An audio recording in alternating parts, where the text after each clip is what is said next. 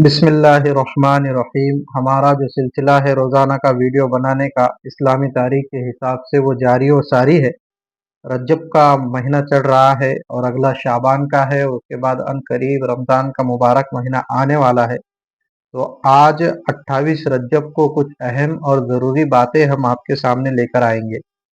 سب سے پہلے ہم اسلامی تاریخ کے اندر حضرت عبداللہ بن عمر رضی اللہ عنہ کے بارے میں پڑھیں گے۔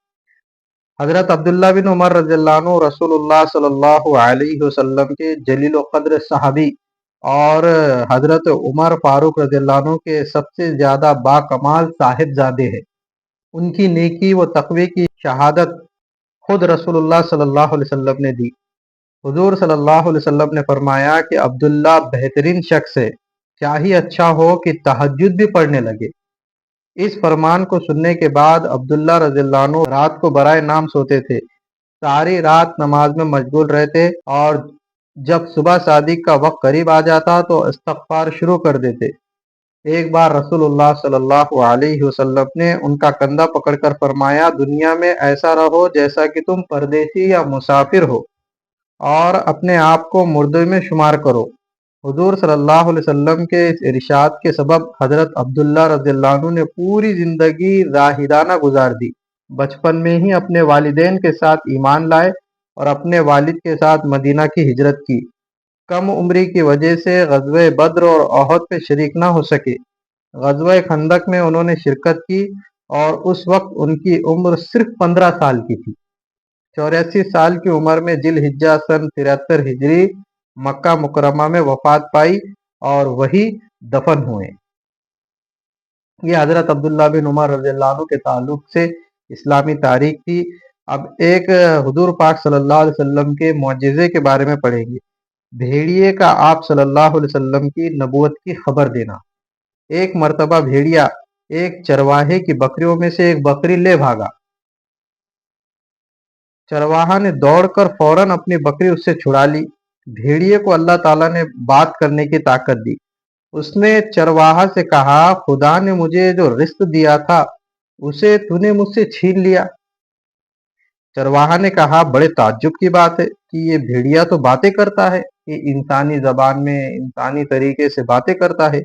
بھیڑیے نے کہا کہ اس سے زیادہ تعجب کی بات یہ ہے کہ مدینہ میں ایک شخص ہے جو گزری ہوئی باتوں کی خبر دیتے ہیں اور آئندہ پیش آنے والے حادثات کی نشاندہی کرتے ہیں۔ وہ چرواہا یہودی تھا۔ رسول اللہ صلی اللہ علیہ وسلم کی خدمت میں حاضر ہو کر سارا قصہ بیان کیا اور مسلمان ہو گیا۔ سبحان اللہ! یہ اللہ کے نبی علیہ الصلوۃ والسلام کا معجزہ تھا۔ اب ایک فرض کے بارے میں پڑھا جائے گا، تکبیر اولیٰ کے ساتھ نماز پڑھنا۔ اس کے اوپر اللہ تبارک تعالیٰ کا کیا انعام ہے اور اس کے کتنے فائدے ہیں۔ رسول اللہ صلی اللہ علیہ وسلم نے فرمایا کہ جو شخص 40 دن 40 days جو شخص 40 دن اخلاص سے تکبیر اولیٰ کے ساتھ با جماعت نماز پڑھتا ہے تو اس کو 2 پروانے ملتے ہیں، 2 سرٹیفکیٹ ملتے ہیں اور 2 انعامات ملتے ہیں۔ ایک جہنم سے بری ہونے کا اور دوسرا نفاق سے بری ہونے کا۔ یہ ترمذی شریف کی حدیث ہے، 241 نمبر حدیث کا ہے اور انس بن مالک رضی اللہ عنہ اس حدیث کے راوی ہیں۔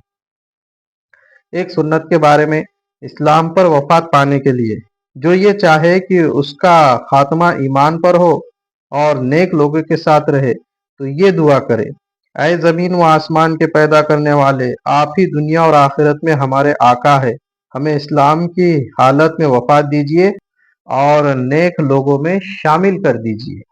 ایک اہم عمل کی فضیلت پڑھی جائیں گی، 2 کلمات کی فضیلت۔ رسول اللہ صلی اللہ علیہ وسلم نے فرمایا کہ 2 کلمے ایسے ہیں جو زبان پر بہت ہی ہلکے اور ترازو میں بہت ہی بھاری ہے اور رحمان کو بہت محبوب ہے، یعنی اللہ کو وہ کلمات بہت زیادہ محبوب ہے۔ وہ کون سے کلمات ہیں؟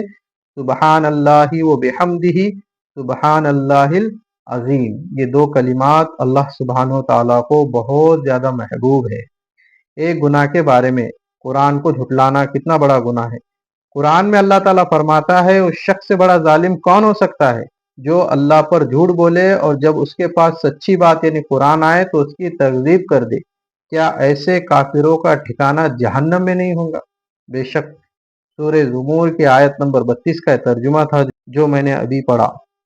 दुनिया के बारे में, दुनिया चाहने वालों के लिए नुकसान, कि जो दुनिया ही दुनिया तलब करता है उसके लिए नुकसान है। कुरान में अल्लाह ताला फरमाता है, जो शख्स आखिरत के खेती का तालिब हो, हम उसके खेती में तरक्की देंगे, और जो दुनिया की खेती का तालिब हो तो हम उसको दुनिया में से कुछ दे देंगे, और ऐसे शख्स का आखिरत में कोई हिस्सा नहीं।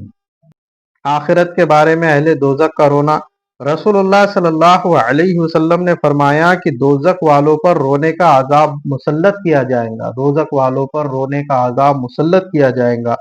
तो वो इतना रोएंगे कि आंसू खुश्क हो जाएंगे, सूख जाएंगे, उसके बाद रोते हुए आंखों से खून बहेगा, यहाँ तक कि उनके चेहरों में गड़े की तरह फटन पड़ जाएंगी। अगर उनमें कश्तियाँ को छोड़ दिया जाए तो वो भी उनमें चल पड़े। अल्लाह पाक हम सबकी हिफाजत फरमाए। इब्ने माजा की हदीस थी ये अभी जो मैंने पढ़ी 4324, और हजरत अनस रज़ियल्लाहु अन्हु इस हदीस के रावी है। तिब्ब नबवी से इलाज, तकलीफ और बेचैनी की दुआ, कि जब इंसान तकलीफ में हो, बेचैनी में हो तो क्या पढ़े। रसूलुल्लाह सल्लल्लाहु अलैहि वसल्लम तकलीफ और बेचैनी के वक्त ये दुआ पढ़ते थे, ला इलाहा इल्लाहुल अज़ीमुल हलीम, ला इलाहा इल्लाहु रब्बुल अर्शिल अज़ीम, ला इलाहा इल्लाहु रब्बुस समावाति वल अर्द रब्बुल अर्शिल करीम।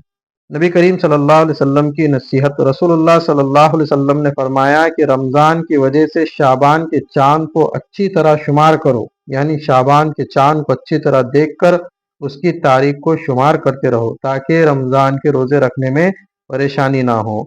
तो ये रजब का महीना ख़त्म होने पर है, और शाबान का महीना अभी शुरू होगा 2-4 दिन के अंदर। अल्लाह के नबी अलैहिस्सलातु वस्सलाम रजब और शाबान ही से रमज़ान की तैयारी करते थे, दुआएं करते थे, और अल्लाह से मांगते थे कि हमारे रजब और शाबान में बरकत अता फरमा और हमें रमज़ान तक पहुंचा दे, ताकि इसके अंदर हम नेक अमाल कर सके।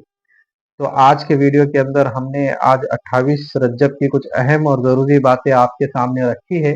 उम्मीद करते हैं कि आपको ये वीडियो पसंद आया होगा। ऐसे ही वीडियो अगर रोज़ाना आपको देखना है, सुनना है, तो सुबह 10 बजे हमारा वीडियो आता है, तो आप हमारे चैनल को सब्सक्राइब कीजिए, ताकि आप तक ये वीडियो हमारे पहुंच सके।